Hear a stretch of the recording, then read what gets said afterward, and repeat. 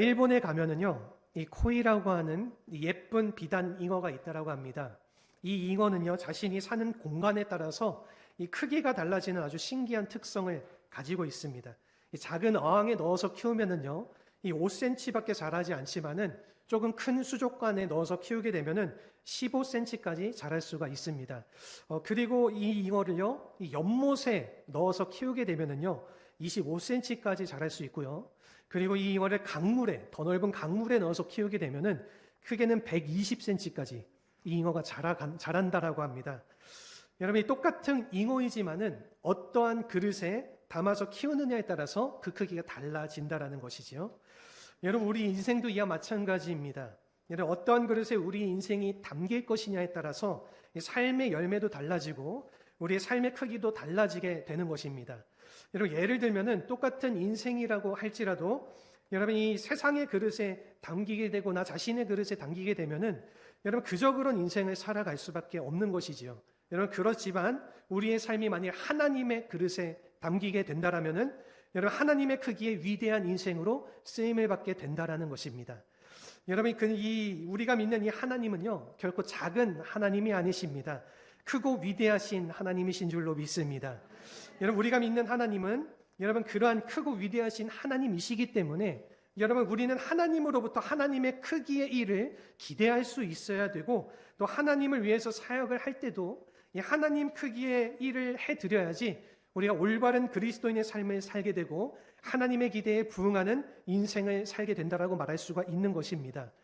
여러분, 이런 측면에서 우리의 삶은 과연 어떠한지 모르겠습니다. 하나님의 크기에 합당한 그런 삶을 살아가고 있는지, 아니면은 하나님의 기대치에 합당한 헌신을 하며 살아가고 있는지, 만약 우리 삶 자체가 하나님의 크기에 합당하지 않다라면은 하나님의 기대를 향한 바른 삶이라고 말할 수가 없다라는 것입니다. 우리가 오늘 읽은 본문을 보시면은요, 사실 오늘 본문의 말씀은 아주 유명한 본문입니다. 이 기독교 역사의 향후 2000년의 이 방향을 결정한 아주 중요한 모임이 이 예루살렘에서 열리게 되었습니다. 이것을 우리는 예루살렘 공회라고 지칭하고요. 그리고 이 기독교 역사상 최초의 공회라 그렇게 불려지는 모임이었습니다. 우리가 지난주에 나눴던 말씀과 같이 이 사도 바울이 1차 선교여행을 다녀왔을 때에 여러분, 그것이 교회 바깥에 미치는 영향이 어마어마했습니다. 여러분, 많은 열매가 있었고 그리고 많은 교회들이 개척이 되었습니다. 그런데 이 교회 내적으로는 한 가지 큰 문제를 야기하게 되었던 것입니다. 이 사도 바울이 주도 사역했던 지역이요, 이 이방 지역이었고 예수 믿는 사람들이 이방인들이었기 때문에 예수 믿는 이방인들을 어떻게 다룰 것인가에 대한 그러한 문제였습니다. 이들을 있는 그대로 받아들일 것인가, 아니면은 이들에게도 모세의 율법을 부과하고 그리고 이 그리스도인이 되기 전에 먼저 유대인이 되게 할 것인가. 여러분, 이러한 문제가 그들에게 야기가 되었다라는 것입니다. 여러분, 그들이 이 유대인이 되지 않아도 그리스도인이 되게 해서 살아가게 할 것인가, 아니면 유대인으로 그들을 받아들여서 살게 할 것인가, 이런 커다란 문제에 직면하게 됐는데, 솔직히 말하면은 여러분, 요즘 생각해 보면은 우리 생각에는 이것이 크게 문제가 될 것이 없는 내용입니다. 영접하고 예수 믿었으면은 여러분, 그냥 구원받게 되는 것이지, 여러분, 율법을 지킨다든지 할례를 받아야 된다든지 여러분, 이것이 말이나 되겠습니까? 여러분, 그러나 그 당시에는 이것이 커다란 문제였다라는 것입니다. 특별히 예루살렘에 살고 있는 이 유대인들의 입장에서는 굉장히 중요한 문제가 아닐 수가 없는 것입니다. 그래서 아니나 다를까 그들 가운데에 문제가 생기게 됩니다. 우리가 읽지 않았지만은 오늘 본문의 15장 1절 2절 말씀을 보시면은 여러분, 이 사도 바울은 예수만 믿으면은 구원받는다, 그리고 이 하나님의 은혜로 구원받는다라는 복음을 선포했는데, 여러분, 이 유대주의자들이 내려오더니 여러분, 이 모세의 법대로 살아야지 구원받는다, 그렇게 이야기했기 때문에 변론이 일어날 수밖에 없고, 그러한 상황 속에서 그들 상황 속에서 단순하게 변론으로만 그쳐진 게 아니라 이 분쟁까지 일어나게 되었다라는 것입니다. 그래서 이것을 그냥 해결할 수 없었던 이 바울과 바나바와 이 안디옥 교회의 몇몇 사람들이 예루살렘으로 올라와서 모이게 된 모임이 바로 예루살렘 총회 모임이었던 것입니다. 여러분, 이 예루살렘 공회에서 여러분, 만일의 경우 이 모세의 법대로 할례를 받아야만 구원을 받는다라는 이 내용이 결정이 되어지면은요, 이 기독교 역사의 방향은 완전히 달라졌을 것입니다. 유대주의적 배타주의가 이 모든 선교의 문을 닫았을 것이고요. 그리고 그랬다라면은 이 복음이 이 팔레스타인 그 당시에 이 이스라엘 지역과 이 근동 지방을 벗어나지 못했을 것입니다. 여러분, 근데 참 감사하게도 이 공회를 통해서 이 베드로와 야고보 이 두 사람이 이 예루살렘 교회의 지도자들인데, 이들이 나서서 이 사도 바울을 지지하게 되고, 이 본인들의 개인적인 사고의 방식이나 전통과는 상관없이 이 하나님의 뜻과 하나님의 진리를 이 바르게 보고 바울을 지지하게 되었던 것입니다. 특별히 우리가 오늘 읽었던 16절, 17절의 말씀을 보게 되면은 야고보가 발언을 하는 가운데에 구약 성경의 말씀 하나를 인용하고 있는데, 이 아모스 선지자가 쓴 아모스서 9장 11절, 12절을 인용한 내용입니다. 이 다윗의 무너진 장막을 다시 짓는다, 이렇게 얘기를 하는데, 이것이 무엇을 말하는 것일까요? 여러분, 사실 이 다윗의 장막은 무너졌습니다. 다윗의 왕국은 무너졌습니다. 이 바벨론의 침공에 의해서 이스라엘 이 다윗 왕조의 왕국이 멸망을 당했는데, 이 멸망당한 왕국을 어떻게 다시 짓겠다라는 것입니까? 사실은 이 아모스가 말하는 말씀의 실제적인 성취는요, 이 예수님을 통해서 세워질 이 메시아닉 킹덤, 이 하나님의 나라를 말하는 것입니다. 여러분, 이와 같이 하나님의 나라를 다시 세울 목적이 오늘 본문의 17절 말씀에 아주 잘 나와 있습니다. 우리 같이 한번 17절 말씀 읽어보도록 하겠습니다. 이는 그 남은 사람들과 내 이름으로 일컬음을 받는 모든 이방인들로 주를 찾게 하려 함이라 하셨으니. 아멘. 여러분, 여기서 야고보는요, 이 구약에 예언된 아모스 선지자의 말씀을 통해서 하나님의 뜻을 아주 명확하게 밝히고 있는 것입니다. 이 하나님의 계획과 뜻은요, 이 유대인만을 향한 구원이 아니라 모든 이방인들을 향한 하나님의 그 구원의 계획이다. 그렇게 우리에게 말씀하는 것이죠. 모든 이방인들을 향한 하나님을 찾고 구원받기 위한 하나님의 뜻이 있다라는 것입니다. 여러분, 이것이 바로 하나님의 뜻이고 하나님의 계획이고, 그리고 이 하나님 크기의 비전이라 그렇게 말할 수가 있는 것입니다. 베드로와 야고보는 이것을 보았기 때문에 여러분, 이 자신들이 가지고 있었던 입장이나 그러한 위치를 생각하지 않고 이 바울의 사역을 지지하게 되고, 그 결과로 2차 선교여행, 그리고 3차 선교여행, 그리고 더 나아가서 땅끝까지 복음을 증거하는 놀라운 선교의 역사가 시작될 수가 있었다라는 것입니다. 여러분, 이런 의미에서 우리가 이 하나님의 일을 바로 하기를 원한다라면은 이 하나님의 비전이 무엇인지를 먼저 알아야 하는 것입니다. 하나님이 어떠한 계획을 가지고 계시는지, 그리고 어떤 크기의 안목으로 하나님께서 일을 하고 계시는지, 이것을 우리가 먼저 알아야지 여러분이 바른 헌신과 바른 결단을 할 수가 있는 것입니다. 여러분, 이것을 알지 못한 채 우리가 나의 민족의 구원만 외친다던가, 혹은 나의 교회의 부흥만 외친다던가, 혹은 내 개인적인 축복만 목적으로 삼게 된다라면은 이 하나님의 꿈을 놓치게 되는 것입니다. 여러분, 오늘날 한국교회와 우리 개인들도 마찬가지입니다. 하나님의 큰 그림을 보지 못하기 때문에 이 작은 문제 때문에 다투기도 하고 서로 갈라지기도 하고 깨지기도 한다라는 것입니다. 오늘 본문에서 배워야 될 중요한 교훈 중에 하나가 무엇이냐면은, 하나님 크기의 비전을 보게 되면은 여러분, 이 다른 문제들은 문제가 아니라는 것입니다. 여러분, 이 교회 생활을 하다 보면 우리가 많은 문제가 생기는 것 같은데, 그러한 것들이 사실은 문제가 아니라는 것입니다. 진짜 문제는요, 바로 복음밖에 없다라는 것입니다. 여러분, 이 하나님 나라를 선포하는 것입니다. 이 하나님 나라가 이루어지고 하나님의 꿈이 이루어지는 것이 가장 큰 목적이지, 그 외에는 진짜 목적이 아니라는 것입니다. 여러분, 그래서 오늘 본문을 통해서 여러분, 우리 개인적인 차원의 이해관계를 넘어서서 이 하나님 크기의 꿈을 우리가 이루어가기 위해서 무엇을 해야 될지, 하나님 크기의 길을 여는데 필요한 이 세 가지의 원리를 우리가 함께 나눠보고자 합니다. 우선 첫 번째입니다. 이 첫 번째는요, 하나님에게 주목해야 한다라는 것입니다. 오늘 본문의 7절에서 11절 말씀인데요, 우리 같이 한번 읽어보도록 하겠습니다. 많은 변론이 있은 후에 베드로가 일어나 말하되, 형제들아, 너희도 알거니와 하나님이 이방인들로 내 입에서 복음의 말씀을 들어 믿게 하시려고 오래전부터 너희 가운데서 나를 택하시고, 또 마음을 아시는 하나님이 우리에게와 같이 그들에게도 성령을 주어 증언하시고, 믿음으로 그들의 마음을 깨끗이 하사 그들이나 우리나 차별하지 아니하셨느니라. 그런데 지금 너희가 어찌하여 하나님을 시험하여 우리 조상과 우리도 능히 매지 못하던 멍에를 제자들의 목에 두려느냐? 그러나 우리는 그들이 우리와 동일하게 주 예수의 은혜로 구원받는 줄을 믿노라 하니라. 아멘. 여러분, 하나님이 무엇을 생각하시는지, 하나님께서 하시는 일이 무엇인지, 하나님이 어느 길로 가시는지, 이것을 우리가 주목하지 않으면 엉뚱한 길로 헤맬 수밖에 없는 것이죠. 여러분, 이 베드로가 나서서 했던 발언이 오늘 앞서서 읽었던 7절에서 11절까지 잘 나와 있는데, 이 발언들의 핵심이 무엇일까요? 여러분, 우리가 7절 말씀을 보시면은 이 하나님이 이방인들에게 복음을 듣게 하셨다, 그렇게 말했습니다. 그리고 8절에서는 하나님이 우리에게 똑같은 성령을 그들에게 주셨다, 그렇게 말했습니다. 그리고 9절 말씀에서는 하나님이 그들의 마음을 깨끗게 하셔서 차별하지 않게 하셨다, 그렇게 하셨고요. 넘어가서 11절 말씀을 보시면요, 동일하게 하나님이 주 예수의 은혜로 모두를 구원받게 하셨다, 그렇게 말하고 있습니다. 여러분, 여기서 중요한 것은 뭐냐면은 하나님께서 하셨다라는 것입니다. 여러분, 인간이 한 것이 아닙니다. 바울이나 바나바가 했던 것이 아니라 이방 선교에 대한 문제는 바로 하나님의 일이셨다라는 것입니다. 여러분, 그러므로 이와 같이 하나님이 하신 일을 하나님의 관점으로 보지 않고 유대인과 이방인의 관점으로 본다라고 하는 것은 본질을 떠난 것입니다. 여러분, 오늘 이 베드로는요, 이 유대인이냐 이방인이냐 율법이냐 아니냐에 여기에 대해서는 관심이 전혀 없고요. 여러분, 하나님이 무엇을 하시냐에 이 베드로의 모든 관심이 있었다라는 것입니다.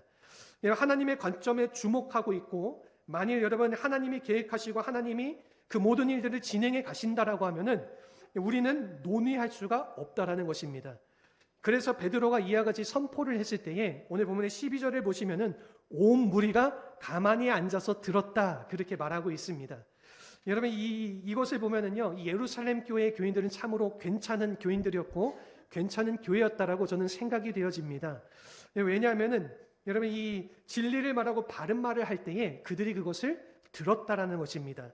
여러분, 그래서 처음에는 토론하고 그들이 우왕좌왕했지만은 이 베드로가 나서서 하나님이 하신 일이다 하고 선포를 했을 때에 이 조용히 그 말씀을 모든 교회와 백성들이, 성도들이 들었다라는 것입니다.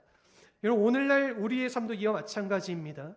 여러분, 이 우리가 인간적인 관점, 이 세상적인 관점에서 볼 수가 있습니다. 그럴지라도 하나님의 뜻이 분명해지고 나면은 여러분, 그때는 더 이상 이야기해서는 안 된다라는 것입니다. 우리 개인적인 생각보다 우리가 하나님의 뜻에 따라서 순종해 가야 된다라는 것입니다. 그래서 가장 중요한 것은요, 이 하나님의 뜻을 판단하고 하나님의 길을 가는 것이라는 거죠. 여러분, 가끔 우리가 삶을 살아가다 보면은요, 우리의 기대와는 다르게 삶이 전개될 수가 있습니다. 이 나의 기대와는 다른 방향으로 우리의 삶이 전개되어도 우리는 계속 하나님을 주목해야 하는 것입니다. 여러분, 이 하나님의 뜻을 분별하는 방법은 사실 다양합니다. 이 말씀을 통해서 또는 성령을 통해서 또는 이 교회를 통해서 환경을 통해서든 여러 가지가 있습니다. 그런데 우리가 일반적으로 이렇게들 많이 생각을 합니다. 이 환경이 열리면은 하나님의 뜻이고 환경이 닫히면은 하나님의 뜻이 아니다, 우리가 그렇게 생각하는 경향이 있는데, 여러분, 이 환경을 자꾸만 주목하는 이러한 경향은 여러분, 물론 이것이 맞는 경우도 있지만은요, 이 절대적인 기준이 될 수 없고 이것은 대단히 위험할 수가 있는 것입니다. 여러분, 예를 들면은 이 열린 환경이 하나님의 뜻이라고 한다면은 여러분, 이 출애굽 사건, 이것은 사실은 불가능했던 것입니다. 여러분, 이 모세가 하나님의 뜻을 받고 바로에게 갔죠. 바로 왕에게 갔죠. 여러분, 그때에 문이 열렸습니까? 닫혔습니까? 바로 그 문이 열리진 않았습니다. 여러분, 이 처음 한두 번 이 모세가 바로에게 나아갔을 때에 여러분, 그것이 다 막혔죠. 여러분, 그것이 한두 번 막힌 것이 아니라 몇 번이나 이 모세가 이 바로 왕에게 나아갔습니까? 무려 10번이나 모세가 바로 왕에게 나아갔지만은 그 모든 것들이 다 거절되어졌습니다. 다 막힌 것이죠. 여러분, 이 처음 한두 번 할 때는 우리가 잘못 보았나 그렇게 생각할 수 있지만은요, 10번이나 그것이 반복되다 보면은 우리가 이렇게 생각하게 되지 않겠습니까? 이 길이 아닌가 보다. 하나님께서 계획하시는 다른 길이 있나 보다. 우리가 그렇게 생각했을 가능성이 많지만은요, 여러분, 그럼에도 불구하고 모세는 10번을 막혔음에도 불구하고 포기하지 않고 끝까지 찾아갔던 것입니다. 여러분, 그렇게 모세가 했던 이유는 딱 한 가지예요. 그것은 뭐냐면은 모세는 하나님에게 주목을 했기 때문이었습니다. 여러분, 이 환경이 열리든지 닫히든지 그것이 큰 문제가 아닙니다. 여러분, 이 환경은요, 우리가 말씀을 붙잡고 하나님과의 그 관계 가운데서 우리가 기도하는 중에 그 환경을 보는 것이지, 여러분, 이 환경에 따라서 결정하는 것은 대단히 위험한 것이라는 거죠. 자칫 잘못하면은 하나님께서 우리에게 주시고자 하는 아주 중요한 하나님의 뜻을 우리가 놓치게 될 수가 있는 것입니다. 여러분, 중요한 것은 하나님이시는 겁니다. 여러분, 하나님이 어디를 향해 가시느냐, 하나님의 비전이 어떠한 비전을 하나님께서 가지고 우리에게 그런 것을 이루어 가시기를 원하시느냐, 여러분, 그것을 우리가 주목하게 될 때에 그 다음에는 환경을 우리가 보는 것도 바르게 보게 될 수 있다는 것입니다. 여러분, 이런 면에서 우리가 하나님의 사역을 하려 할 때에 우리 자신을 바라보서는 안 됩니다. 여러분, 이 환경만 보아서도 안 됩니다. 혹은 여러분, 이 사람들의 여론을 따라가서도 안 되는 것입니다. 하나님이 어디에서 무엇을 하시는가, 우리가 이것을 주목할 때에 우리의 삶이 바른 방향으로 나아갈 수 있게 되는 것입니다. 바라고 소원하는 것은 우리 모두가 하나님을 향해서 올바른 주목을 가지고 하나님의 계획 가운데 우리의 삶을 바르게 살아가실 수 있기를 주님의 이름으로 축원합니다. 우리 두 번째는 뭐냐면요, 말씀의 점검이 필요하다는 것입니다. 오늘 본문의 14절에서 17절의 말씀인데 우리 같이 한번 읽어보도록 하겠습니다. 하나님이 처음으로 이방인 중에서 자기 이름을 위할 백성을 취하시려고 그들을 돌보신 것을 시므온이 말하였으되 선지자들의 말씀이 이와 일치하도다. 기록된 바 이후에 내가 돌아와서 다윗의 무너진 장막을 다시 지으며 또 그 허물어진 것을 다시 지어 일으키리니 이는 그 남은 사람들과 내 이름으로 일컬음을 받는 모든 이방인들로 주를 찾게 하려 함이라 하셨으니. 아멘. 우리가 하나님 앞에 주목할 뿐만이 아니라 이 말씀으로 점검을 해야지 우리의 길이 분명해지고 확실해진다라는 것이지요. 여러분, 오늘 우리가 읽었던 본문을 보시면은 이 바울과 바나바가 지금까지 행했던 모든 기적과 그 표적을 말하면서 생생한 이 체험적 간증을 이야기합니다. 여러분, 그때에 이 베드로의 발언에 이어서 이 야고보가 일어서서 이 뒤따라서 발언을 하게 되는데, 여러분, 이 14절에서 15절 말씀을 보게 되면은 여러분, 그들의 증언도 중요하지만은 그들의 증언이 하나님의 말씀과 일치하는가를 이 야고보는 그것을 확인했던 것입니다. 여러분, 그리고 구약 성경의 아모스서 9장 11절 12절 말씀을 인용을 했다라는 것이지요. 그리고 이어서 오늘 본문의 18절 말씀을 이렇게 이야기하고 있습니다. 우리 같이 한번 18절 말씀 읽어보도록 하겠습니다. 즉 예로부터 이것을 알게 하시는 주의 말씀이라 함과 같으니라. 아멘. 예로부터 이것을 알게 하시는 주의 말씀이라. 여러분, 이것은요, 일종의 격언이라고 할 수 있습니다. 여러분, 이런 뜻입니다. 이 모든 것을 깨닫게 하시는 것은 결국 말씀이다. 여러분, 이러한 의미를 담고 있는 것입니다. 여러분, 우리가 무엇이 헷갈리고 혼란스럽고 이 판단이 서지 않을 때에 결국에는 마지막으로 여러분 이 결정하게 만드는 것이 무엇이라는 것입니까? 그것이 바로 하나님의 말씀이라는 것입니다. 여러분, 그러므로 우리가 하나님의 꿈을 이루고 이 하나님의 사역을 감당해 가기 위해서는 여러분 내가 이 일을 하기 전에 먼저 이 말씀으로 점검을 해야 하는 것입니다. 이 말씀으로 점검하고 나서 그리고 이 말씀의 확신을 받고 나서 우리에게 주어진 그 일을 하게 될 때에 우리가 하는 그 일이 분명해지게 된다는 것입니다. 만일 말씀의 점검 없이 우리가 일을 하게 되면은 어떻게 될까요? 어떠한 위험이 찾아오게 될까요? 저는 두 가지 차원의 위험이 찾아오게 되리라 그렇게 생각이 되어집니다. 첫 번째로는요, 신비주의에 빠질 위험성이 있습니다. 여러분, 이 체험이 중요하긴 하죠. 이 가슴이 뜨거워지고 눈물이 나는 것 중요합니다. 이 감정적인 것도 중요하긴 하지만은 이 감정적인 것보다 더 중요한 것이 바로 진리라는 것입니다. 여러분, 나에게 감정을 일어나게 한 그 진리가 더 중요한 것입니다. 여러분, 그런데 우리는 감정에 따라서 살 때가 참 많이 있지 않습니까? 그러므로 우리가 이 말씀이라고 하는 진리를 먼저 확인하지 않고 어떠한 느낌, 감정을 가지느냐에 따라서 거기에 더 관심을 가지게 되면은 여러분, 우리가 신비주의에 빠질 가능성이 많다라는 것이죠. 그래서 많은 이단들이 다 여기서 생겨나는 것입니다. 이단 모임에 가면은 여러분 체험이 많아요. 이단 모임 가면은요, 말씀이 중요한 게 아니에요.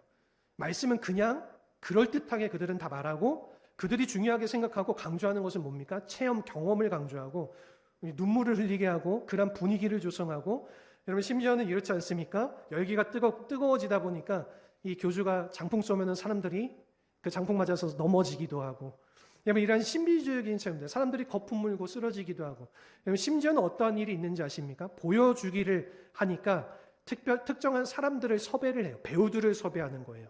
그래서 어떠한 사람은 눈이 안 좋은 사람, 어떠한 사람 다리가 안 좋은 사람, 어떠한 사람들은 마음에 병이 있다라는 사람들, 휠체어를 타고 나오는 사람들 이러한 사람들을 섭외해서 마치 하나님의 기적이 거기에 나타나는 것처럼 그렇게 그러한 일들을 진행하는 여러분 그러한 사기적인 일들이 행하여지고 있어요. 그럼에도 불구하고 사람들이 여기에 여러분 휩쓸려서 넘어가는 이유가 무엇입니까? 감정적으로 그것들을 바라보기 때문이에요. 그래서 여러분 이거를 굉장히 우리가 주의해야 됩니다. 우리는 감정으로 이 신앙을 고백하며 말하는 것이 아니라 철저하게 하나님의 그 말씀의 진리에 따라서 우리는 이 믿음을 고백하고 우리가 하나님을 믿으며 예수 그리스도를 고백하며 살아가는 줄로 믿습니다. 여러분 두 번째는 뭐냐면요. 여러분 이 두 번째 위험은 이 나의 뜻과 하나님의 뜻을 혼돈하여서 야망을 따라갈 수가 있게 된다라는 것입니다. 여러분 우리가 흔히 이 교회 사역을 하다 보면은 이 비전과 야망이 구별 안 될 때가 참으로 많이 있습니다. 여러분 과연 이 일을 하는 것이 하나님의 비전인지 혹은 이 내 개인적인 야망인지가 확실하지 않을 때가 있는 것이죠. 여러분 이것을 구별할 수 있는 가장 중요한 기초가 무엇입니까? 여러분 만일 우리가 하고 싶은 것이 이 나의 뜻과 생각에 근거한 것이라면은 그것은 야망의 가능성이 대단히 높습니다. 여러분 그런데 우리가 하려는 일이 이 말씀에 근거한 것이라고 하면은 그것이 바로 하나님의 비전이 되는 것입니다. 여러분 그러므로 이 하나님의 교회가 하나님의 비전이 되는 교회가 되길 원한다라면은 이 반드시 말씀에 대한 점검이 필요하고 그리고 이 말씀의 기초 위에 달려가야지 이 바른 사역을 이룰 수가 있는 것입니다. 여러분 우리가 구약의 이 아브라함의 경우를 한번 생각을 해보십시오. 이 아브라함이 갈대아 우르에서 하나님의 이 부름을 받고 자기 고향 친척을 떠나서 여러분 이 가나안 땅으로 오지 않았습니까? 여러분 그때 창세기 말씀을 보게 되면은 이 아브라함을 인도한 것이 무엇이라고 기록되어 있습니까? 말씀이라고 기록되어 있습니다. 하나님의 말씀이 이 아브라함을 인도해 갔던 것이죠. 이 아브라함이 하나님의 말씀을 따라가 보니까 그곳에 약속의 땅이 기다리고 있었고 약속의 땅에 도착하여서 그곳에서 하나님의 민족을 이룰 수가 있게 된 것입니다.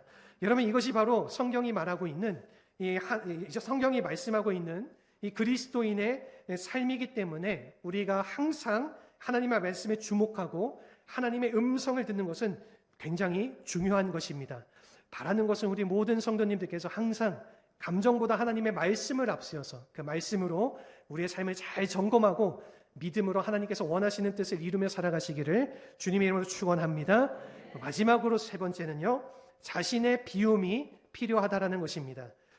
우리가 하나님의 크기의 일을 하려면은 이 자신을 비울 수가 있어야 하는 것입니다. 자신을 비우지 않으면은요. 하나님의 뜻을 이룰 수가 없는 것입니다. 여러분 하나님의 길을 막는 가장 큰 장애가 무엇인지 아십니까? 그것은요. 환경이 아닙니다. 이 반대자들의 핍박도 아닙니다. 여러분 자기 자신이라는 것입니다. 여러분 내 자신이 하나님의 뜻을 막고 이 하나님의 꿈을 막을 때가 참으로 많이 있다라는 거죠. 그렇기 때문에 나를 내려놓지 않으면은요 하나님 크기의 꿈은 결단코 이루어질 수가 없는 것입니다. 오늘 본문을 보게 되면 한 가지 특이한 점이 있는데 그것은 뭐냐면 바로 베드로의 자세입니다. 여러분 이 객관적으로 우리가 생각을 해보십시오. 여러분 이 베드로와 바울을 비교해 보면은 누가 더 선배일까요? 여러분 베드로가 한참 바울보다 선배죠. 여러분 나이를 말하는 것이 아니라 이것은 예수님과의 관계와 이 교회 경력을 말하는 것입니다. 여러분 베드로는 그것을 보게 되면은 한참 선배이고요. 그리고 기득권자입니다. 이 바울이 아직 예수님 만나지 않았을 때에 여러분 이 베드로는 예수님을 3년 따라다니면서 그분에게 직접 배웠죠. 그것도 예수님의 수제자로서 3년을 예수님과 동고동락하면서 그렇게 살아왔던 것입니다. 여러분 근데 바울은요 그보다 훨씬 뒤에 예수님을 만나지 않습니까? 그리고 직접적으로 만난 것이 아니라 성령의 체험을 통해서 예수님을 감적적으로 경험을 했던 것이죠. 영적으로 말하자면은 바울은 베드로의 한참 후배라고 말할 수가 있는 것입니다. 여러분 뿐만 아니라 이 베드로의 위치는요 여러분 지금 이 예루살렘 교회 수장이고요. 모든 이 지역 교회를 대표하는 이 교회의 리더격 그런 위치가 바로 이 베드로의 위치였습니다. 여러분 이 정도 위치라면은 이 바울과 같은 사람은 사실은 그냥 무시하고 눌러도 상관없는 것이죠. 여러분 그런데 바울을 지지해주고 있고 우리가 자세하게 보게 되면은 이 바울의 길을 따라가고 있는 모습을 우리가 확인할 수가 있습니다. 여러분 이것은 굉장한 베드로의 헌신이라고 말할 수가 있는 것입니다. 오늘 본문은 아니지만은요, 우리가 갈라디아서의 2장 말씀을 보게 되면은요, 여기에서도 바울과 베드로에 관련된 한 가지 중요한 사건이 있는데, 여러분 한 번은 베드로가 이 안디옥 지역, 이 이방 땅에 이 안디옥 교회에 방문을 해서 이방인 그리스도인들을 만나서 교제를 나누게 되었습니다. 교제를 나누게 되니까 어떻습니까? 안디옥 교회 사람들이 베드로가 우리 교회에 왔구나. 베드로 사도가 우리 교회에 왔는데 모처럼 오셨으니까 좋은 장소에서 식사 한번 대접해야겠다. 그런 마음을 가지고 아주 그 지역에 맛있는 식당으로 이 베드로를 데려간 거죠. 그리고 바울과 베드로와 이 안디옥 교회 식구들이 다 같이 그 자리에서 식사 교제를 나누는데 때마침 그때에 이 예루살렘에서 내려온 유대인들이 그 식당에 같이 방문을 하게 된 것입니다.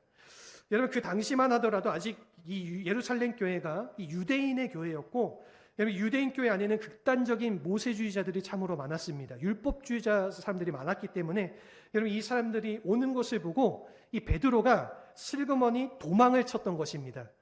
이방인들과 식사하지 않은 것처럼 행동을 했던 것이죠. 혹여 그 사람들이 이 장면을 보고 오해할까봐, 자신을 이상하게 생각할까봐. 여러분 그때의 사도 바울이 베드로를 어떻게 하는지 아십니까? 베드로의 면전에다 대고 사람들이 다 보고 있는 가운데에 베드로를 책망했습니다. 여러분 한참 후배가 많은 사람들이 보는 앞에서 베드로를 책망한 것입니다. 여러분 그때 베드로가 그 책망을 그대로 받아들여요. 여러분 사실은요, 여러분 그런 모습을 보게 되면은 저는 이 대목에서 이 베드로에 대해서 아주 커다란 존경심을 가질 수밖에 없었습니다. 여러분 사실 이 베드로가 어떠한 사람입니까? 우리가 이 베드로에 대해서 생각을 해보면은요, 이 성격이 급하고 분을 잘 내고 얼렁뚱땅하고 이 사오정 갖고 참 이해가 안 되는 일들 때로는 많이 하지 않았습니까? 우리가 그러한 성정을 가진 사람이라고 생각하지만은 여러분 사실 베드로는요 참 속이 깊고 정말로 참 하나님을 사랑하는 인격자가 아닌가. 저는 이 대목에서 베드로를 그렇게 다시 한번 바라보게 되었습니다. 여러분 이 갈라디아서 2장의 사건에서 이 베드로가 이 사도 바울의 책망을 받아들였던 그 이유가 무엇이겠습니까? 여러분 그것은요, 이 베드로는요 하나님의 큰 그림을 보았다라는 것입니다.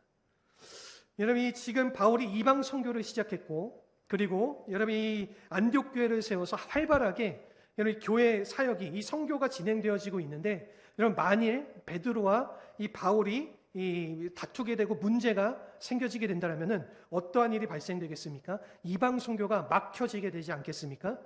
여러분 하나님의 꿈이라고 하는 그런 큰 그림을 이 베드로는 보았기 때문에 자신이 가지고 있는 개인적인 감정이나 여러분 그 기득권에 상관하지 않고 그런 모든 것들을 다 내려놓고 사도 바울의 책망을 받아들일 수 있었다라는 것입니다. 여러분 이것이 바로 눈에 보이진 않았지만은 이 예루살렘 공회가 이방 선교를 인준해주는 기회가 되었고, 그리고 결과적으로는 2000년 기독교 역사에 이 선교 운동을 시작하게 된 놀라운 결과로 나타나게 됐다라는 것입니다. 오늘날 여러분 우리에게 이와 같은 성숙함이 부족하지 않은가? 여러분 이것을 우리가 한번 생각을 해봐야 됩니다. 여러분 자신을 비우려고 하는 것이 참으로 부족합니다. 그렇다 보니까 이 자신의 밥그릇 싸움 하느라고 여러분 하나님의 비전과 영광을 다 놓쳐버리게 되고, 그리고 이 나만 잘 되려가는 그런 경향들이 우리에게 있는지 모르겠습니다. 여러분 이런 면에서 우리에게 필요한 것은 나를 비우는 것입니다. 여러분 이 나를 내려놓는 것이죠. 나를 내려놓게 되면은 누가 일하실까요? 하나님이 일하시는 것입니다. 여러분 이 나를 내려놓는 순간 하나님이 일하시게 되는 것. 여러분 내가 강하면 강할수록 하나님이 일하실 수 있는 기회가 없어지는 겁니다. 하나님이 일하실 여백이 없어지는 거예요. 여러분 내가 이 모든 것을 주도하면은 하나님이 주도하실 수 있는 그러한 일이 없어지는 것입니다.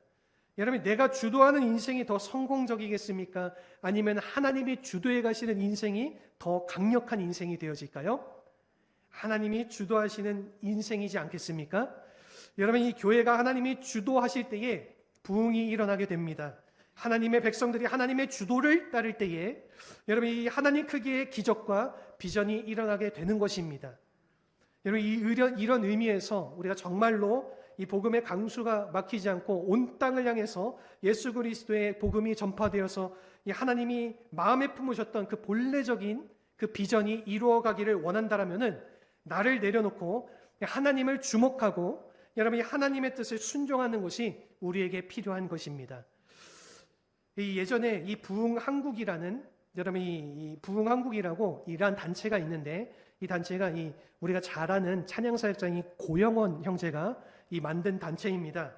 여러분이 사실 한국교회를 꼈다고 그렇게 말할 정도로 과언이 아닌 것이 바로 이 고영원 형제의 이 사역이었는데, 여러분이 1997년도에 이 단체가 시작이 되어져서 2017년도에 이 단체가 20주년을 맞이해서 이 기념하는 해로 그들이 큰 모임을 갖게 됩니다. 한 300명 정도 되는 이 형제자매들이 참석을 하게 되고, 이 고영원 형제와 그 모든 형제자매들이 모여서 거기서 예배를 드리고 하나님 앞에 그 찬양의 기쁨을 누리는 그러한 시간을 가졌는데, 여러분 그때에 오대원 목사님이 그 장소에 나오셔서 거기서 설교 말씀을 전했습니다. 이분은 한국분이 아니에요. 이름은 오대원인데 오씨인데 한국분이 아니라 여러분 이 데이비드 로스라고 하는 이 미국 선교사님이십니다. 여러분 이분이 1972년도에 이 선교사로 파송을 받아서 한국에 와가지고 우리가 잘 알고 있는 이 예수전도단이라고 하는 이 단체를 모임을 만들어서 시작을 하였던 분인데요. 이분이 그 고영원 이 형제가 참여한 그 부흥한국 모임에 참석한 그 2017년도에 이분의 나이가 86세였습니다. 이 은퇴할 때 이제 사역을 다 내려놓고 은퇴하고 이제 뒤에서 조용히 하나님 부르시 그날 기다리면서 살아가야 될 그러한 나이라고 생각이 되어지는데, 이분이 이때 설교를 하시면서 이러한 내용의 설교를 하셨어요. 이사야서 62장 7절을 가지고 설교 말씀을 했는데, 여러분 이 예루살렘이 찬송을 받고 그 영광이 회복될 때까지 그로 하여금 쉬지 않게 하라. 여기서 그라는 것은요, 하나님을 지칭하는 겁니다. 여러분 예루살렘 성이 다시 온 땅에 영광이 되어서 이 하나님의 도성이 다시 회복되고 하나님의 영광이 다시 회복되는 그날까지 하나님이여 멈추지 마십시오. 쉬지 마십시오. 여러분 그러므로 나도 쉴 수 없습니다. 여러분 이 말씀을 선포할 때 이분의 나이가 몇 살이었다고요? 86세의 나이였어요. 여러분 하나님께서 밤낮으로 쉬지 않고 이 부흥을 위해서 일하시고 선교를 위해서 일하시고 이 온 열방이 회복되어져서 이 다시 예루살렘이 회복되기를 위해서 일하고 계신다라고 하면은 나도 쉴 수가 없습니다. 여러분 이런 놀라운 고백의 간증을 그 설교를 통해서 이 목사님이 하셨다라는 것입니다. 여러분 그리고 나서 한국교회가 다시 일어나서 이 일을 위해서 우리가 함께 달려가야 됩니다. 이것을 이분이 촉구하셨습니다. 그리고 그 자리에 다시 한번 모인 그 많은 형제자매들, 고영원 형제를 비롯해서 많은 형제들이 다시 한번 결단을 하게 되고 하나님 나라 위해서 그 삶을 헌신하게 되는 그런 놀라운 일들이 그곳 가운데에 벌어지게 되었습니다. 여러분 그분께서는 지금도 쉬지 않고 이 열방을 위해서 선교를 위해서 이 마지막 꿈을 성취하기 위해서 지금도 세계 곳곳에서 하나님께서는 일하고 계신 줄로 믿습니다. 여러분 이 복음의 물결이 중단되지 않고 이 온 땅을 덮고 모든 나라가 일어나서 이 하나님의 영광을 보게 되는 그날이 올 때까지 여러분 우리도 결코 쉴 수가 없는 줄로 믿습니다. 여러분 우리는 그 영광과 비전을 가슴에 안고 달려가야 될 줄로 믿습니다. 그때에 하나님께서 기뻐하는 삶이 우리의 삶이 되어지게 되고 그리고 우리의 삶을 통해서 하나님의 이름을 높일 수 있게 되는 것입니다. 여러분 이 시간 우리 함께 이 고영원 형제가 만들었던 우리 앞서서 찬양했던 모든 열방 죽을 때까지 여러분 이 찬양의 고백으로 우리 다시 한번 우리 결단하면서 기도